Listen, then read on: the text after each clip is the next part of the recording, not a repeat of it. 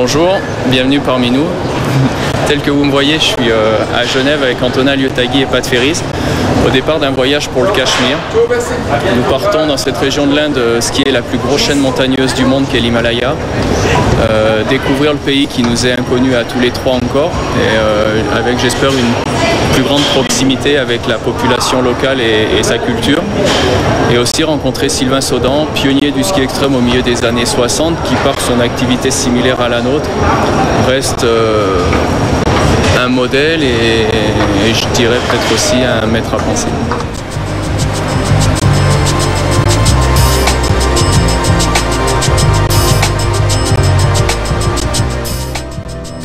Pat Ferris, 28 ans, c'est monsieur pas de compétition. Malgré un passé chargé en ski de boss et en ski alpin, c'est un garçon efficace en freeride, avec du style et des sauts sans agressivité. Habitué des voyages, il a skié en Amérique du Sud, dans le Caucase, en Nouvelle-Zélande et en Alaska. Il attaque le Cachemire avec un plaisir évident.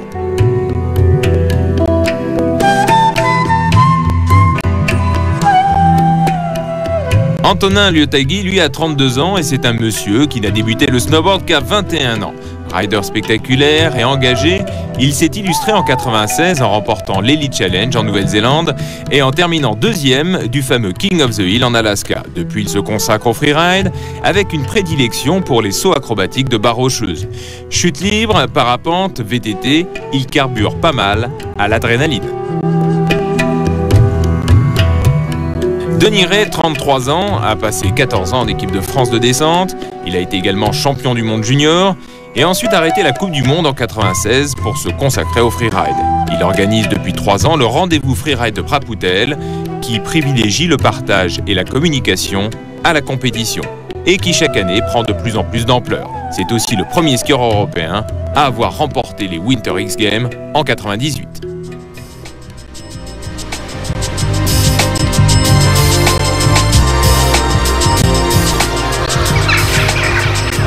J'ai commencé à faire du ski à l'âge de 5 ans et je devais les utiliser pour aller à l'école. Et par la suite, je suis devenu moniteur de ski, guide haute montagne. Et une partie de la formation après, je l'ai faite moi-même. C'est-à-dire en voyageant beaucoup, je suis allé en Nouvelle-Zélande, aux États-Unis où j'enseignais le ski. Et finalement, un jour, j'ai essayé d'effectuer des changements de direction dans n'importe quelle qualité de neige. Et la formation par la suite pour aller sur des pentes très rapides, c'est quelque chose qui est venu d'une façon tout à fait naturelle. Et ceci grâce à l'entraînement que j'ai pratiqué. Avec cet entraînement poussé, moi, il était évident et relativement facile pour moi de me poser la question pourquoi essaierons-nous pas de descendre à ski des pentes qui étaient réservées jusque-là aux alpinistes tels que le couloir Spencer dans les aiguilles de Chamonix qui a été ma première descente en 1967. C'était quelque chose de nouveau, je dirais que c'est la réunion du ski et de l'alpinisme. Et étant quelque chose de nouveau, je ne pouvais demander de renseignements à personne. Et au contraire, mes premières descentes, je n'ai pas pu même, disons, en parler. On m'aurait pris pour un fou. Il faut avoir une certaine chance, mais j'ai toujours dit, il ne faut pas compter sur la chance, mais il ne faut pas avoir de malchance. Il faut avoir les réactions d'un alpiniste, c'est-à-dire connaître la neige, savoir choisir son itinéraire. Et puis autre chose de l'alpiniste, c'est de savoir jusqu'où on peut aller et ne pas trop dépasser les limites, se connaître soi-même, ce qui n'est pas facile, d'une part. Et deuxièmement aussi, connaître les difficultés de l'entreprise. Alors, je crois que le côté alpiniste, là, est prioritaire. Et le côté skieur est le côté plus poussé sur le plan de la technique. Je suis venu au Cachemire pour la première fois en 1974 et je suis revenu en 1976 pour essayer de descendre à ski le plus haut sommet du Cachemire qui s'appelle le Nunkun et qui culmine à 7135 mètres. Malheureusement, en 1976, j'ai échoué. Je suis revenu en 1977 où là, j'ai réussi cette première descente à ski de 7000 mètres. Donc, je peux dire que d'une manière régulière, depuis 1977, je viens au Cachemire et maintenant, ça fait 10 ans que j'organise ici le ski héliporté pour une période à peu près de 3 mois par an.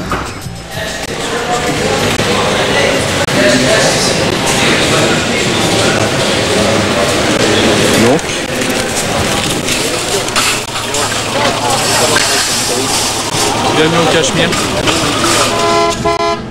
L'arrivée à Srinagar, la capitale du Cachemire, est un premier choc. La perle de l'Orient s'étend tout autour du lac Dal avec 700 000 habitants. C'est un lieu de vacances privilégié de jeunes mariés qui fuient les chaleurs des autres régions de l'Inde.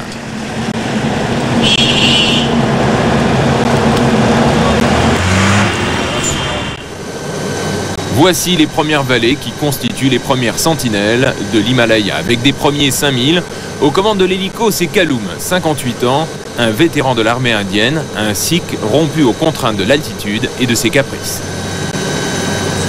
Sylvain Saudan connaît parfaitement ces montagnes sans nom que seule une poignée de fins glisseurs ont eu le privilège de déflorer.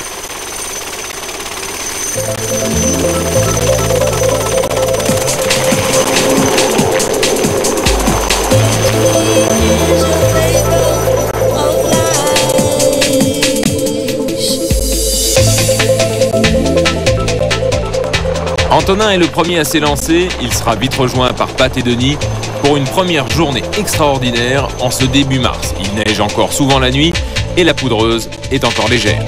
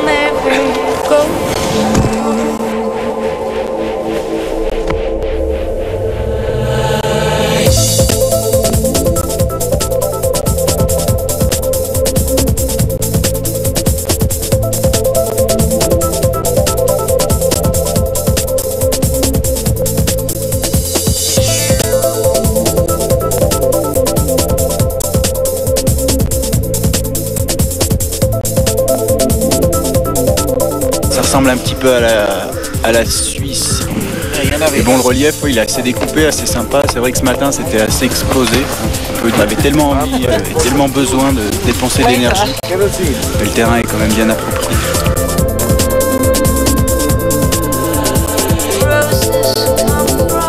J'ai halluciné sur l'arrivée là.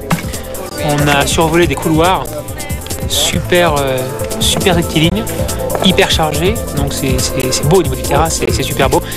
Bon, il y avait beaucoup de corniches, donc ça présageait un petit peu de plaques. C'est bon, mais c'est un peu difficile parce que c'est une première matinée. Et en fait, pour le moment, on a fait 3 pistes. Et on a fait partir 2 avalanches. On a déjà perdu une radio. On a failli perdre l'ami Pat Ferris. En fait, il y a eu une secouche assez dure. Et puis il est retombé environ 1,50 m dessus. Ça fait qu'avec le resserrement de la neige, là, ça part très facilement. Il n'y a aucune cohésion avec la première couche. Mais enfin, on a fui la France pour ne plus en entendre parler, donc on va pas recommencer là. Non, c'est top, super beaux arbres, des paysages fantastiques. Très très bien. Les conditions de neige sont exceptionnelles, c'est un grand jour. Mais il est vrai que sur les terrains sur lesquels on est venu, qui sont un peu en pente, il faut bien les choisir car les dangers d'avalanche sont existants. Mais c'est des grandes journées comme ce matin, au mois de mars, au 15 mars, avec une neige fantastique. Mais bon, l'Himalaya, c'est pas les Alpes. Hein? C'est autre chose, c'est une autre dimension. Et il faut s'adapter, il faut avoir, comme on dit, le spirit. Ok. Moi, si je fais du ski aujourd'hui, il n'y a pas que le freeride, c'est aussi c'est un peu une leçon de vie et un chemin que je cherche à tracer en voyageant avec d'autres personnes, en rencontrant d'autres riders, en discutant, en échangeant des tas de choses. Je crois que sur un voyage comme on le fait là, c'est pas que du ski, et puis quand on rentre du ski, on attend le lendemain pour repartir skier. C'est beaucoup plus riche que ça, et c'est aussi ce qui m'intéresse dans le freeride. Le retour sur l'hôtel flottant est un dépaysement total. Après une journée de freeride, se retrouver sur un lac augmente encore le caractère inattendu de ce voyage.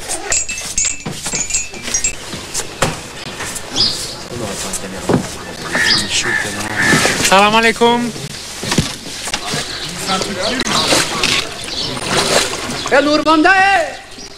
Sur les Chakiris qui filent silencieusement sur le lac d'Al, le temps prend une autre dimension. Tout y est paisible. Comment pourrait-il en être autrement? Les trois freeriders savourent ces instants tellement éloignés de la frénésie qui peut régner en Europe.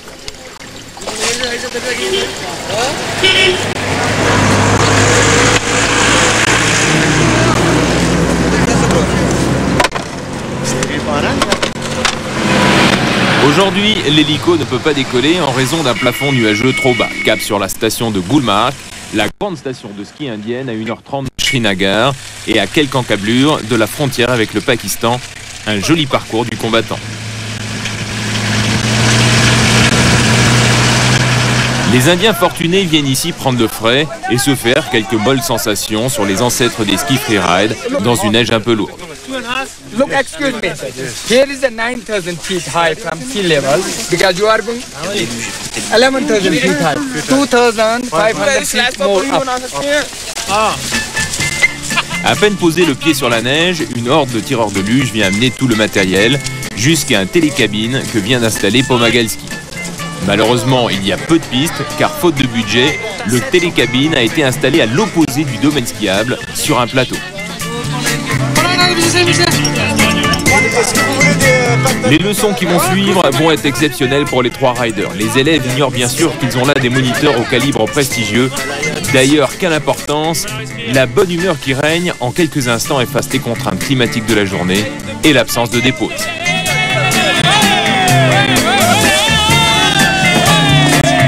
Elle est bonne, hein? C'est Gulmarg, la station. Hey, go, push, push. Keep sliding, okay? Je crois que c'est cool de rencontrer des gens à l'autre bout du monde qui sont heureux de jouer dans la neige comme nous. Mais ils n'ont pas le même matériel, ils n'ont pas la même technique. Je crois que c'est cool d'essayer de leur faire découvrir un peu ce qu'on peut ressentir quand T'as fait essayer à qui là? on fait du ski. T'as fait essayer à qui? Essentiellement les dames. C'est vrai que elles ont l'air plus téméraires que...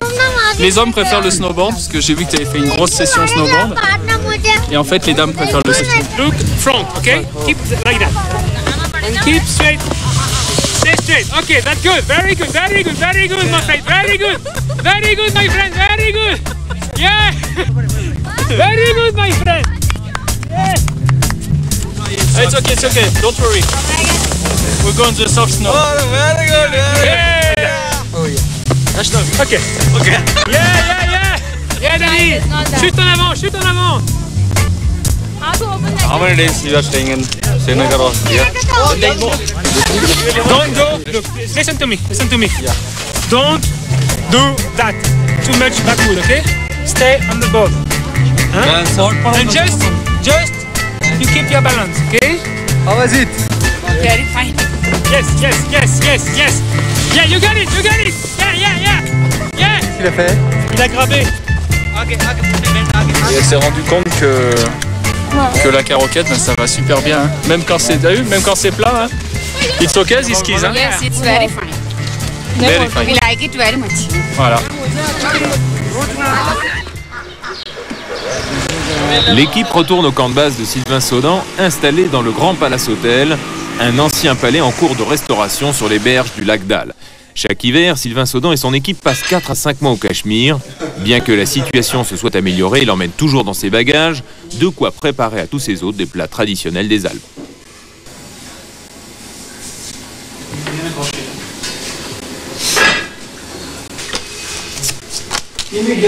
C'est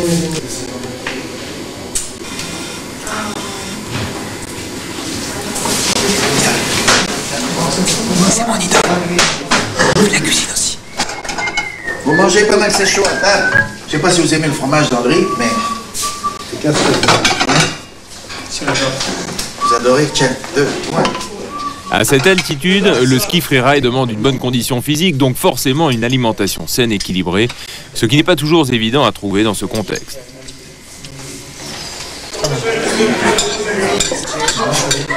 La route de 2 km de large. Je dirais surtout certainement plus de 3 km de large. Non, mais de largeur.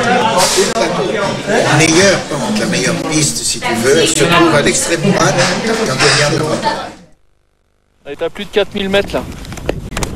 Il fait moins 25 et c'est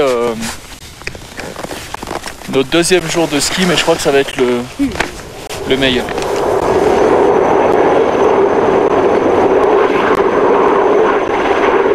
Des tas de spots où on se dit ça doit être bon et en fait ça l'est pas et c'est vrai que là c'est parfait. Sylvain nous emmène partout, c'est bon. Oui, mais aujourd'hui les risques sont diminués parce qu'il a fait très froid hier soir. La neige s'est tassée au-dessous, nous avons que la neige fraîche au-dessus, qui est une quantité suffisante pour faire du très beau ski et heureusement pas trop pour augmenter les risques d'avalanche.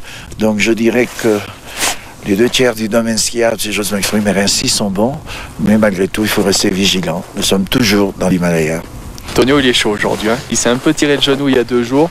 Ça fait 2 jours qu'il met de la glace et qu'il prend de l'arnica.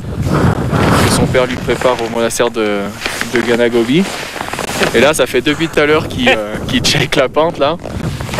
Celle que vous pouvez le voir là, vous pouvez vous attendre à du gros Tonio. Il me chauffe. Je le connais. Il me met la pression. Salaud. Je crois que tout d'un coup, ils sont quand même bien habitués, qu'il faut pas se lancer n'importe comment, ils ont compris. Et c'est très bien de regarder ces faces, parce qu'effectivement, elles sont belles. Et c'est des choses qui peuvent être faites à ski. Lorsqu'on est prudent, on peut faire des choses qui peuvent être dangereuses. Mais il faut toujours les aborder, non pas avec mépris, mais avec respect. Je crois qu'ils ont très bien compris.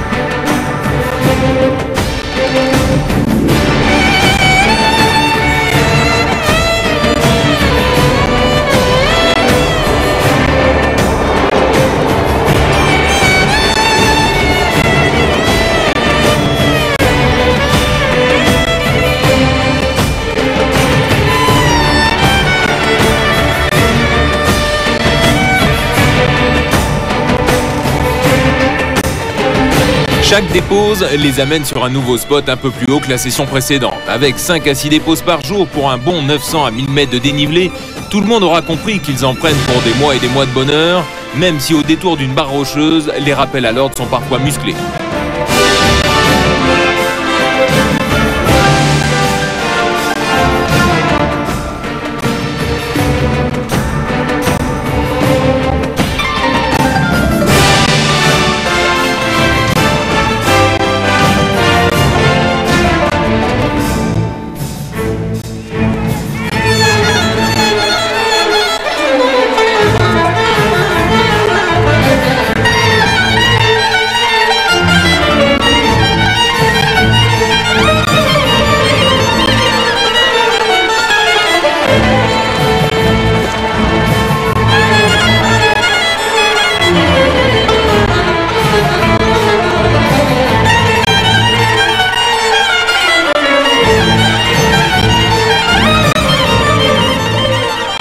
top neige, top soleil, top chaleur. Toutes les conditions sont réunies, ça se passe nickel. On a de la chance de trouver encore des petites faces avec de la bonne poudreuse. Et puis là, on a posé l'hélico dans un site monstrueux. Il y a des faces partout, des paysages de fou, des super enfilades avec du paysage grandiose. C'est grosse journée. Comme on les aime. Alors, le ski, tel qu'il est pratiqué, tel qu'il est pensé, tel qu'il est approché par le freerider, apporte certainement quelque chose à cette jeunesse qui est finalement, comment j'ose dire, canalisée, où tout est interdit, plus rien n'est possible. J'encouragerais les jeunes à faire des choses, mais de ne jamais se lancer au-delà de leurs moyens et tout simplement pour vouloir faire quelque chose. Toutes ces choses doivent être étudiées et il y a une progression si j'ose dire, dans cette pratique du ski. Il faut d'abord se tester, savoir qui on est, savoir ce que l'on est capable de faire et tout cela se fait progressivement. On va remonter dans la voile là. Il faut qu'on aille à la banque. Bah là on est dans un bureau de change, on est venu changer des pascals. On est en train d'attendre le cours pour savoir combien fait un pascal. Avec ça on vit à peu près une semaine sans faire d'avis. C'est assez cool ici. Et regarde autour, c'est vraiment l'hallucination. Il y a un ordi qui marche en groupe électrogène. On n'a plus l'habitude de voir autant de routes. Les gens sont sympathiques, il y a le poil au milieu, kawa et tout. What is the rate for the French franc? It's 6165 for cash. Il a dit reverse en plus vrai. Dollar is better. Ça c'est quoi, un pascal? Ça c'est un pascal, 500 balles. Ça c'est 100 $. Voilà. Distribution de bichettes. Bonne pâtique dans la Ça rue. fait 42 fois moins en fait.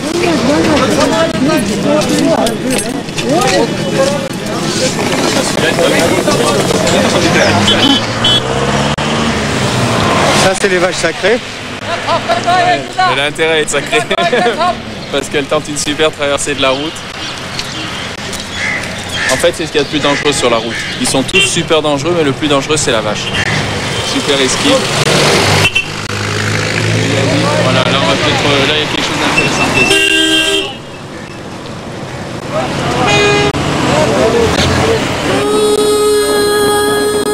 Plus impressionnant est la visite d'un gros négociant de tapis qui fait fabriquer tous ces tapis par des familles de la région.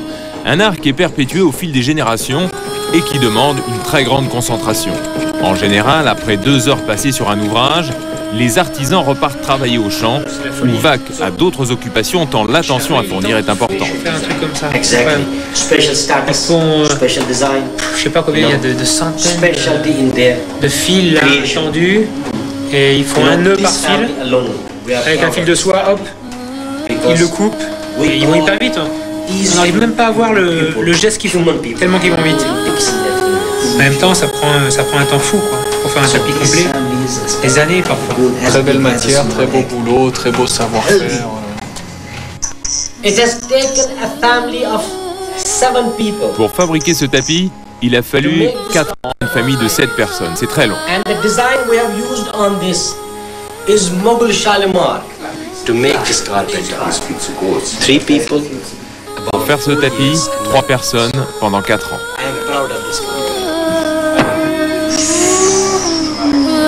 Ça doit être un mélange de tableaux et de photos, tout fait à la main. Je sais pas, c'est des trucs de fou. Là, tu sais plus vraiment si c'est des tapis ou des hologrammes, c'est un peu... Ça change de couleur, ça change de forme, c'est la vue, il en sort de partout. C'est vraiment du beau travail.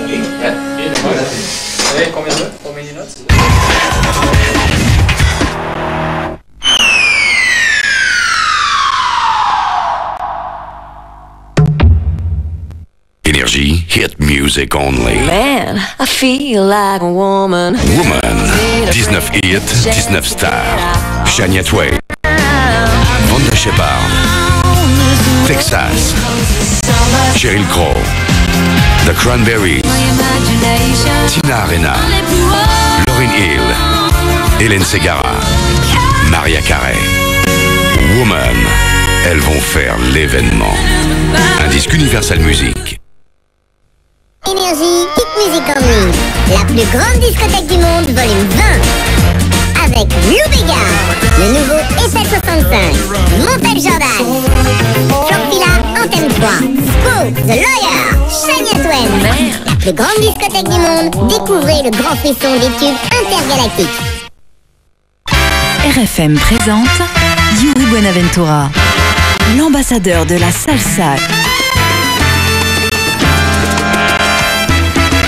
Salsa, salsa, ritmo que da vida. 14 titres exceptionnels, 100% salsa. El mundo quiere bailar.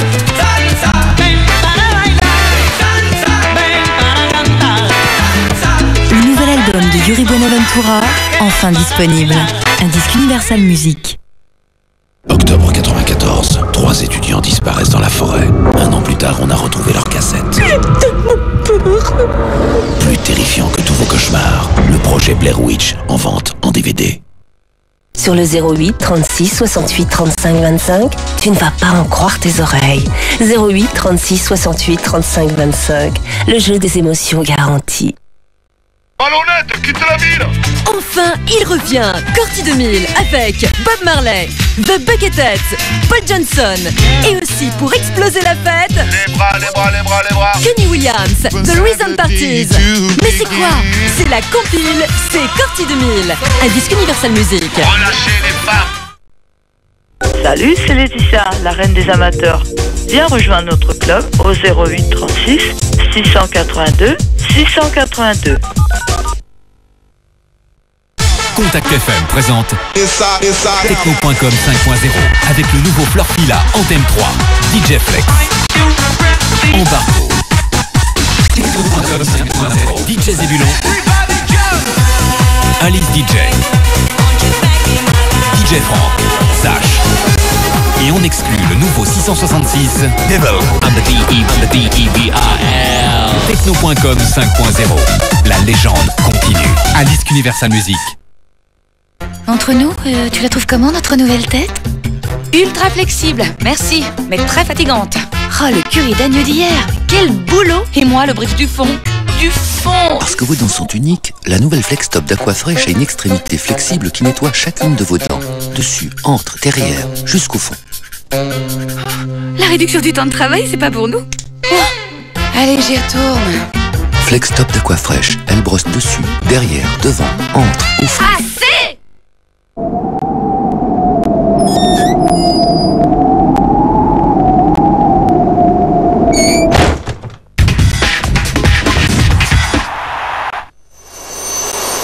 C'est déjà la dernière journée de dépose, il a neigé la veille et Kaloum et Sylvain savent mieux maintenant à qui ils ont vraiment affaire et les emmènent vers la vallée des lacs s'enfonçant un peu plus dans la chaîne himalayenne. Ici, tout ce qui est en dessous de 8000 mètres n'a pas de nom. Plus on avance vers le Ladakh, plus c'est haut. Antonin s'engouffre dans un couloir de 50 degrés d'à peine 1 mètre de large. Le spectacle est encore une fois grandiose. Chaque rider a la possibilité de choisir parmi une infinité de traces. Il fait un peu plus froid que les journées précédentes et la neige va rester légère pratiquement toute la journée.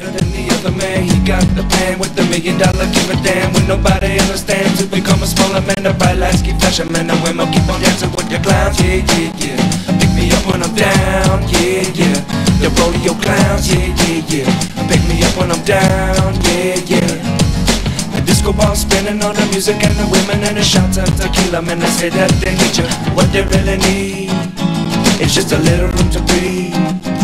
Teeny bop and disco queen, she barely understands her dreams of belly button rings and other kinds of things. Symbolic of change, but the thing that is strange is that the changes occur. And now she's just a part of the herd, yeah, yeah, yeah. Man, I thought that you heard, yeah, yeah. The changes occurred, yeah, yeah, yeah. She's just a part of the herd, yeah, yeah. Lights out, shut down, late night, wet ground. You up, I look at him, but he can't look at you, yeah. You might feel pity, but he only feels the ground because you understand moves, but he only knows let down. By the corner, there's another one. Reaching out a hand, coming from a broken man. Well, you try to live, but he's done trying. Not dead, but definitely dying. With the rest of the clowns, yeah, yeah. With the rest of the clowns, yeah, yeah.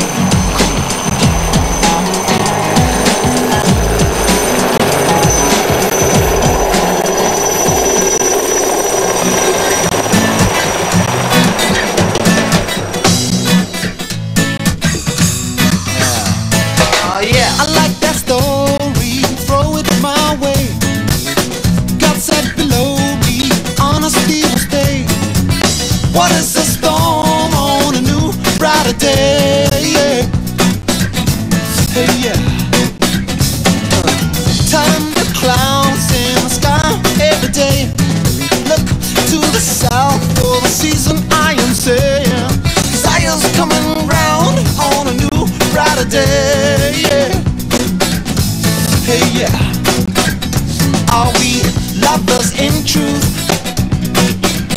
Oh, disbelievers. Are we lovers in truth?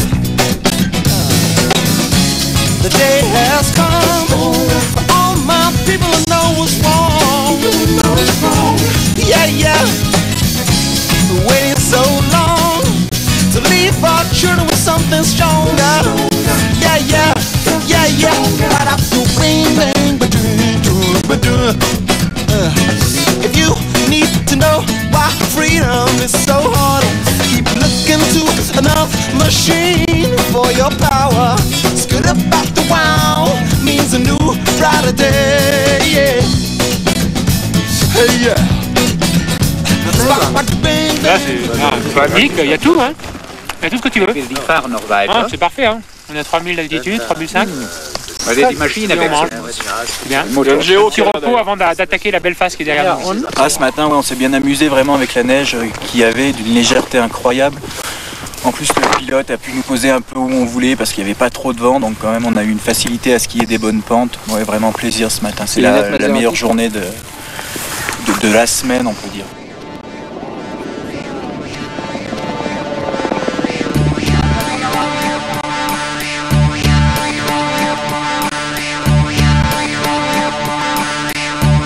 Je crois que ça va être la dernière de la journée de notre semaine en Himalaya et ça doit être la plus belle, j'imagine. Et en fait c'est difficile parce que ça fait 4 jours qu'on skie, on arrive dans des top spots et on regarde, on trace et une fois qu'on a tout tracé, on croit qu'on a fait ce qu'il y a de mieux et puis on va au col à côté et puis ça ouvre sur des immensités où on se dit que ce qu'on vient de faire c'est rien et puis on trace ça. Et puis on change encore, et puis c'est encore le même système. Du délire, vraiment du délire. Et en Alaska, on a du mal à faire des descentes aussi sécurites, aussi longues, avec une neige parfaite, quoi. Le départ était à 60 à peu près, et c'est hyper sain, quoi. À part les rochers, il faut pas qu'il y ait des rochers à fleurs, mais autrement c'est très sain. Et j'avais mal aux jambes, moi. Je me reposais un peu sur la dernière traversée pour enchaîner la dernière partie, mais j'avais super mal aux jambes là. C'est un run, il y a 1000 mètres de dénivelé là. À fond, c'est genre quelques secondes quoi. C'est parfait, il y a des lignes. On pourrait rester là toute la semaine, rien sur cette pente. Tout est à exploiter, c'est incroyable.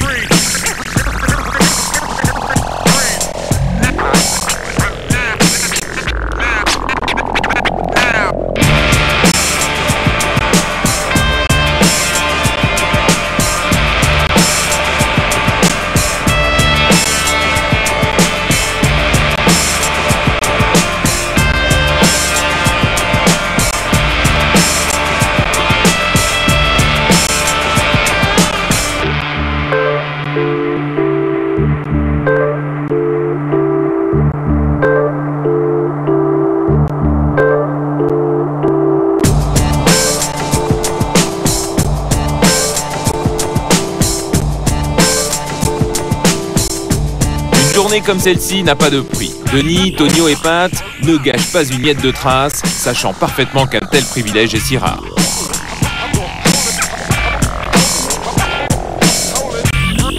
Et là c'est vrai qu'aujourd'hui c'est notre dernier jour et puis on est arrivé là.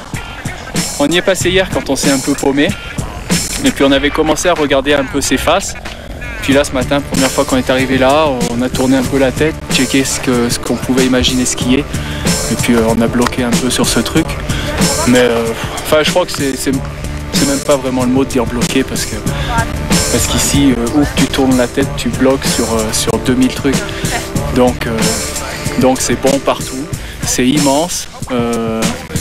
C'est sympa parce qu'il y a du raid, il y a du moins raid, il y a des combes énormes, il y a des trucs qui sont fantastiques. Et en fait c'est vrai que côté relief on pourrait presque rapprocher ça aux Alpes un petit peu, mais 3000 mètres plus haut. Ouais. En fait on a à peu près des reliefs qu'on a chez nous à 1500-2000 mètres et ici on les a à 4000 et c'est vrai que c'est fantastique. Bon en plus on a eu des super conditions, c'est poudreux, c'est grand beau, c'est grand bleu. Aujourd'hui on n'a pas de vent, on peut poser à peu près où on veut, Donc ouais, c'est chouette. Les petits turns, je les ai enchaînés vite en plus, hein, les 2-3 petits turns là. Ouais. Mais sur le bar, on sentait que t'hésitais, tu dis putain, je saute ou je saute pas, non? Ouais, puis non, je préfère que ce soit Pat qui est là, qui saute un peu, et puis moi je skie technique.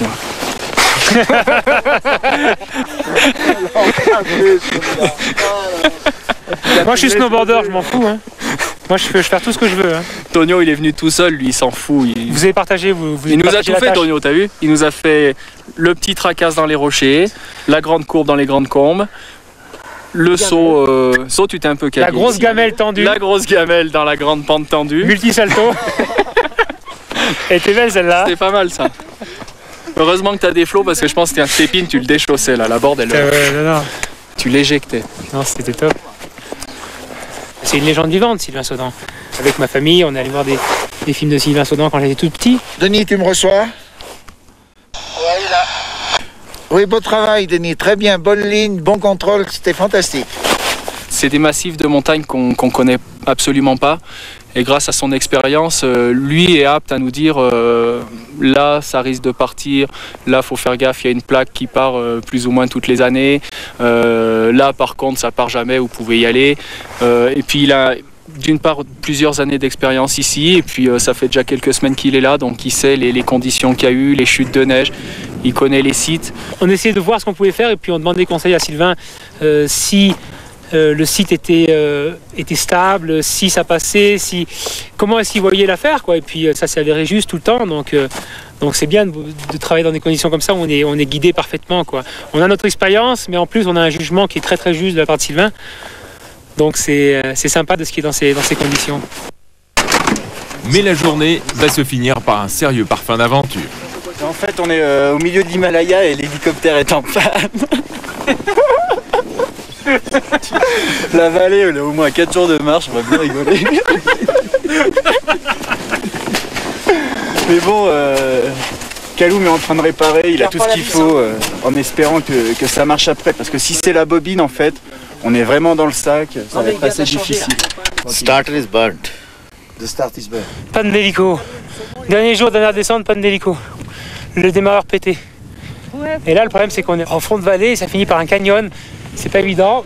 Et puis le pilote dit que même si on descend et qu'on appelle l'armée, personne ne viendra.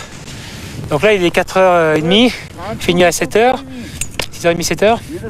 Le pilote ne skie pas, c'est pas skier, on l'a fait traverser à ski là, mais il faut qu'on organise quelque chose. Soit on fait un igloo, et il y en a 2-3 qui essaient de descendre, soit on descend tous, mais on risque de finir à la nuit dans la merde. Une épopée absolument incroyable, surtout pour Kaloum, le pilote, que toute l'équipe va successivement aider à descendre pendant plus de 6 heures.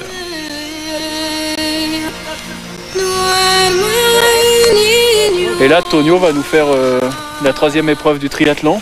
Donc c'est Kaloum, c'est le prénom de notre pilote. C'est Kaloum sur la board avec Tonio. Ok? Yeah. Take me. Ok? No, yeah, don't move. Stay like that, ok? Et on va descendre encore un peu, mais en fait c'est un tout autre stress, parce que là on paraît cool, mais là il nous reste environ 5 minutes, 10 minutes de ski à faire. Et après je pense que c'est 8, 10, 15 heures de marche peut-être pour arriver dans la vallée. Et on va se faire prendre par la nuit. On est comme ça, à manger et à boire. Et il va falloir gérer l'aventure jusqu'au bout.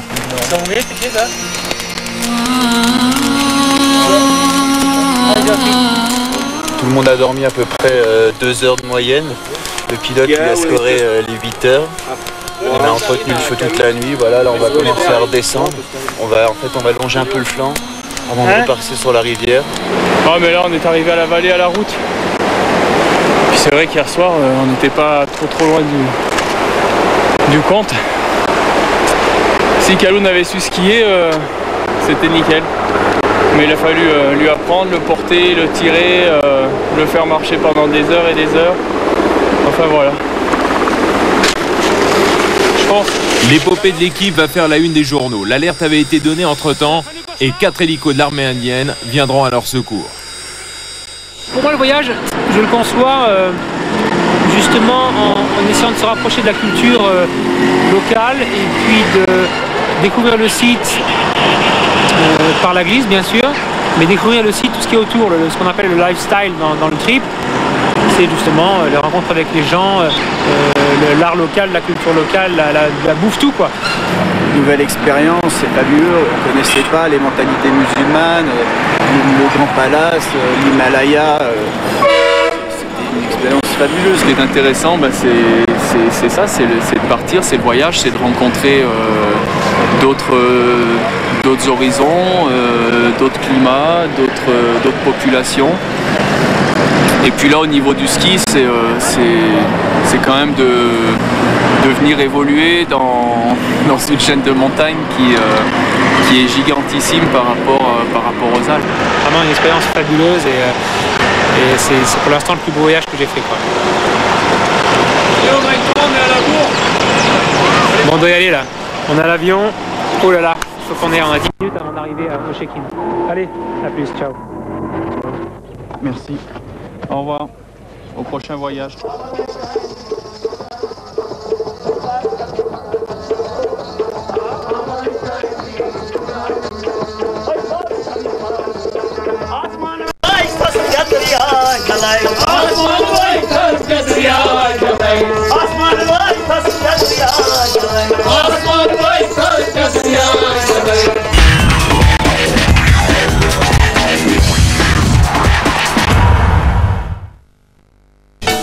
Deux, trois notes de musique en plein milieu de la nuit, ça vous dit?